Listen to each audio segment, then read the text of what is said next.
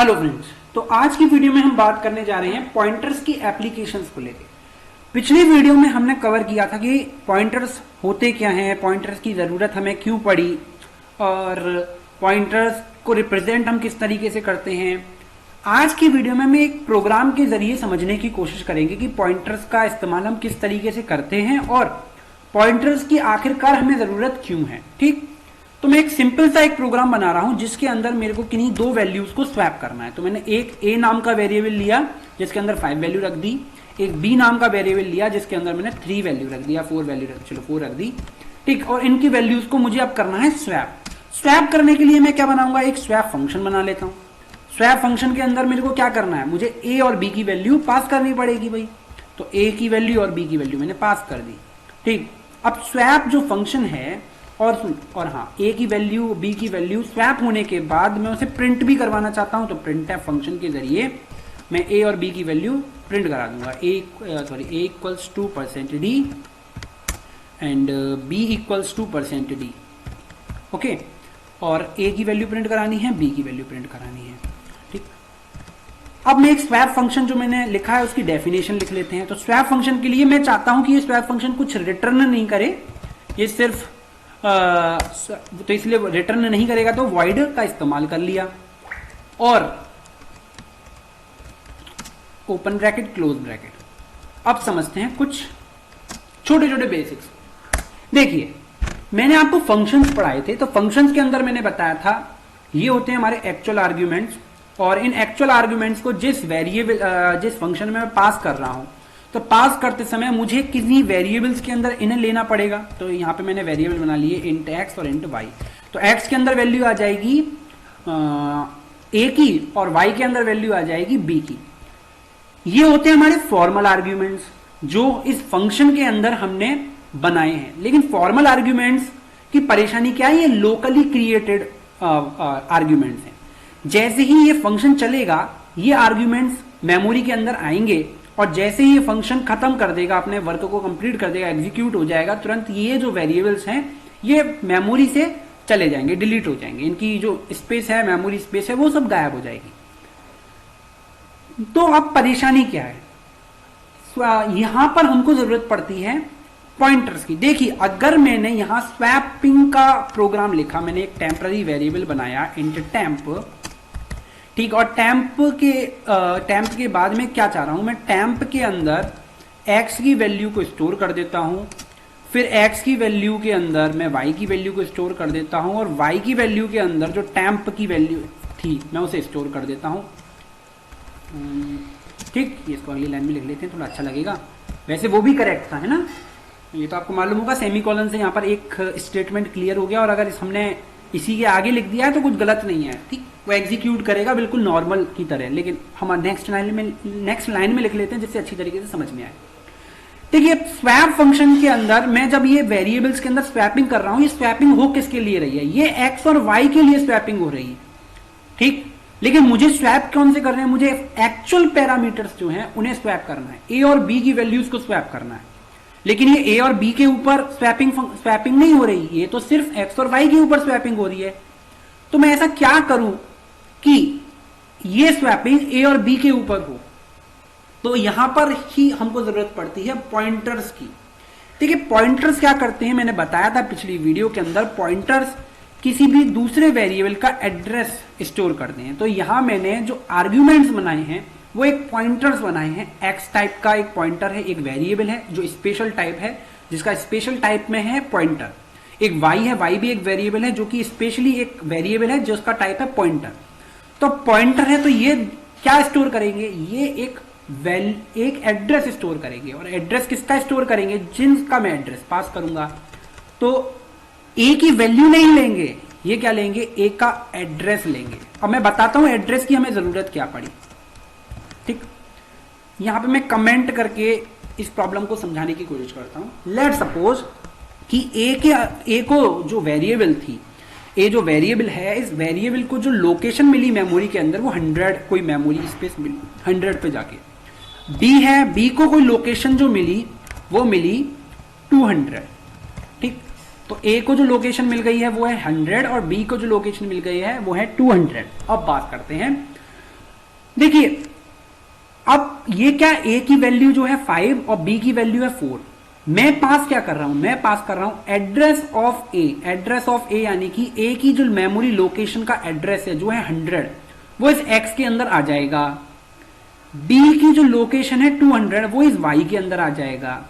मैं अब क्या चाहता हूं, मैं चाहता हूं, अब देखिए मैं चाहता हूं इस 100वीं लोकेशन पर, 100 जो लोकेशन है, इस लोकेशन का जो डेटा है उसे आप 200 की जो लोकेशन है उस वाली लोकेशन पर आप स्टोर कर दें। तो मैं पॉइंटर्स की जरूरत यहां से आपको समझ में आने लगेगी। मैं एक्स और वाई जो थे, मैं उसके अंदर अगर कोई चेंज कर रहा हूं, मैं उसकी वैल्यूज को स्वैप कर रहा हूं, तो सिर्फ एक्स और वाई की वैल्यूज को स्वैप होंगी, वो ए और बी पे कोई भी फर्क नहीं पड़ेगा। लेकिन जब मैं एक्स के अंदर लोकेशन ले रहा हूं ए की, और उस लोकेशन की वैल्यू को वाई की लोकेशन यानी कि वाई के अंदर जो वैल्यू है जो कि है बी की लोकेशन, उस पे जाकर मैं रखूंगा, तो क्या होगा, तो मैं इस एक्चुअली इन फॉर्मल पैरामीटर्स के जरिए मैं एक्चुअल पैरामीटर्स की लोकेशन की जो वैल्यूज हैं उन्हें चेंज कर पाऊंगा। तो पॉइंटर्स की जो जरूरत है वो यही है, पॉइंटर्स की एप्लीकेशंस जो है वो यही है कि एक्चुअल जो फंक्शन, जो कोई फंक्शन है, उस फंक्शन के अंदर जब हमें एक्चुअल पैरामीटर्स के ऊपर वर्क करना हो, तो इन पैरामीटर्स के ऊपर तो वर्क नहीं कर सकते, हमें इसकी लोकेशन के ऊपर हम जरूर वर्क कर सकते हैं, क्योंकि पैरामीटर्स तो क्रिएट किए जाते हैं फंक्शन के जरिए। और पैरामीटर्स जैसी फंक्शन एग्जिट करता है मेमोरी से, ये पैरामीटर्स भी डिलीट हो जाते हैं, ये मेमोरी स्पेस इनकी गायब हो जाती है। लेकिन एक्चुअल पैरामीटर्स जब तक हमारी मेमोरी के अंदर रहेंगे, जब तक हमारा प्रॉपर पूरा फंक्शन, जो मेन फंक्शन है वो एग्जीक्यूट नहीं हो सकता, हो जाता, और हम इनकी मेमोरी स्पेस के ऊपर, मेमोरी लोकेशंस के ऊपर हम अपना जो स्वैपिंग का ऑपरेशन है वो परफॉर्म करेंगे। देखिए, तो यहां तो मैंने डिक्लेयर किया कि x एक पॉइंटर है, लेकिन मैं यहां लिख रहा हूं पॉइंटर x, पर मैं अब समझाता हूं ये पॉइंटर x क्यों लिख रहा हूं। शायद मैंने पिछली वीडियो में इसका मतलब नहीं समझाया, तो मैं यहां पर समझाने की कोशिश करता हूं। देखिए, टेम्प तो एक वेरिएबल है, सिंपल सा इंटीजर टाइप का एक वेरिएबल है। तो ये क्या स्टोर करेगा, टेम्प क्या स्टोर करेगा, एक इंटीजर वैल्यू स्टोर करेगा। ये तो पॉइंटर स्टोर नहीं करेगा, पॉइंटर तो नहीं है, यानी कि एड्रेस तो स्टोर नहीं करेगा। पॉइंटर ऑफ एक्स ये क्या था, ये डीरिफरेंसिंग ऑपरेटर था। मैंने पिछली वीडियो में बताया था पॉइंटर जो है वो डीरिफरेंसिंग ऑपरेटर है। ये जो स्टार लग रहा है ये डीरिफरेंसिंग ऑपरेटर है। तो एक्स एक एक्स क्या कंटेन कर रहा है, एक्स कंटेन कर रहा है 100, जो ए की जो लोकेशन है, मेमोरी स्पेस है, उसे कंटेन कर रहा है। और पॉइंटर डीरिफरेंस करता है, यानी कि इस 100 पोजीशन पे जो वैल्यू है, तो पोजीशन के ऊपर जो वैल्यू है उसे हम डीरिफरेंसिंग कहते हैं। तो किसी मेमोरी लोकेशन के ऊपर अगर कोई वैल्यू निकालनी है, उसकी वैल्यू निकालनी है, तो हम डीरिफरेंसिंग इस वाले के जरिए निकालते हैं। और ये वाला ऑपरेटर क्या करता था, ये वाला ऑपरेटर करता था किसी वैल्यू कौन से मेमोरी एड्रेस पर है, तो ये किसी की वैल्यू निकालता था, किसी वैल्यू की मेमोरी लोकेशन फाइंड आउट करता था, किसी वेरिएबल की मेमोरी लोकेशन फाइंड आउट करता था। ये किसी वेरिएबल के अंदर जो स्टोर्ड नंबर्स हैं, यानी पॉइंटर्स के अंदर पॉइंटर जो एड्रेस कंटेन कर रहा है, उस एड्रेस पे क्या वैल्यू है वो हमें निकाल के देगा। तो 100 एड्रेस पे क्या वैल्यू है, वो है 5, उसे हम टेम्प के अंदर स्टोर कर रहे हैं।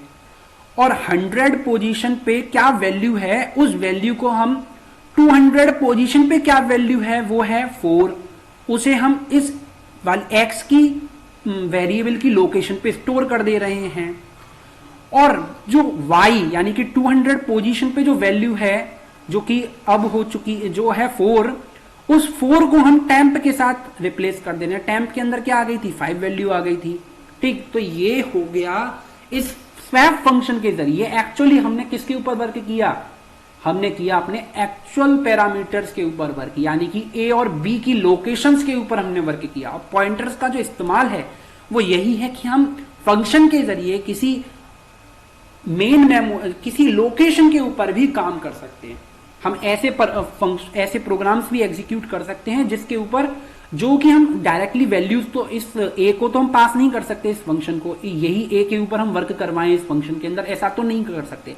दूसरा तरीका एक और है कि हम इस ए और बी की जो वैल्यू है इसे ग्लोबली डिफाइंड कर दें, तो ये जो वॉइड फंक्शन है इस ए और बी के ऊपर भी काम कर लेगा। लेकिन मेरे साथ एक क्राइटेरिया है कि मैं कोई वेरिएबल को ग्लोबली डिक्लेयर नहीं करना चाहता। कुछ कारण है कि मैं किसी वेरिएबल को ग्लोबली डिक्लेयर नहीं कर सकता, मुझको उस मेन फंक्शन के अंदर ही डिक्लेयर करना है या फिर किसी और फंक्शन के अंदर डिक्लेयर करना है, और मुझे दूसरे फंक्शन को इनकी वैल्यूज को स्वैप करना है या इन एक्चुअल पैरामीटर्स पे काम करना है, तो मैं पॉइंटर्स के जरिए उसकी मेमोरी लोकेशन के ऊपर वर्क करूंगा।